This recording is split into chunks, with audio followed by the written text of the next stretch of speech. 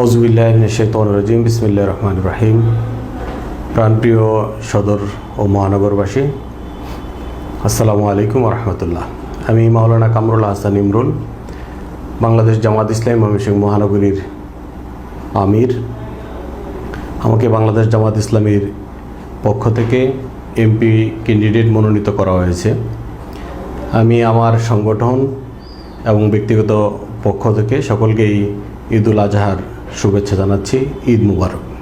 ঈদুল আজহার সবচেয়ে গুরুত্বপূর্ণ যে শিক্ষা সেটা হচ্ছে আল্লাহর প্রতি তাকওয়া। আল্লাহ তাআলার ঘোষণা অনুযায়ী আল্লাহ তাআলা মানুষের কে কত টাকা দিয়ে কুরবানি দিচ্ছে সেটা আল্লাহ তাআলা গ্রহণ করবে না। এই কুরবানির গোশতকে আল্লাহ গ্রহণ করবে না, রক্তকেও গ্রহণ করবে না, দেখবে আল্লাহ তার অন্তরের বিষয়। সুতরাং আমরা যেন আল্লাহকে রাজি খুশি করার জন্য, সন্তুষ্টি করার জন্য আমরা কুরবানি করি, সে বিষয়টা আমাদের কুরবানির প্রথমত শিক্ষা।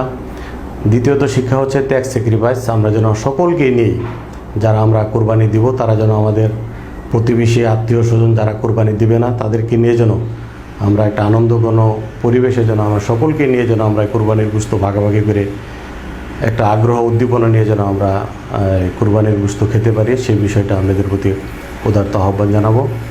আর সর্বোপরি আমি আপনাদের সকলকে নিয়ে, বিশেষ করে সদরের বাসী যারা আছেন, আল্লাহর প্রতি আনুগত্য এবং তাকওয়ার ভিত্তিতে যেন আমরা একটা বৈষম্যহীন সমাজ আমরা গঠন করতে পারি এবং সেই লক্ষ্যে সদরবাসীকে সাথে নিয়ে, সকল শ্রেণীর মানুষদেরকে সাথে নিয়ে, ধর্ম, বর্ণ, গোত্র সকল শ্রেণীর মানুষদেরকে নিয়ে যেন আমরা একটা কল্যাণকর রাষ্ট্র গঠন করতে পারি, সে আশাবাদ ব্যক্ত করে সকলকেই আবার ঈদের শুভেচ্ছা জানিয়ে, ঈদ মুবারক জানিয়ে আমার কথা শেষ করতেছি। আসসালামু আলাইকুম ওয়া রাহমাতুল্লাহ।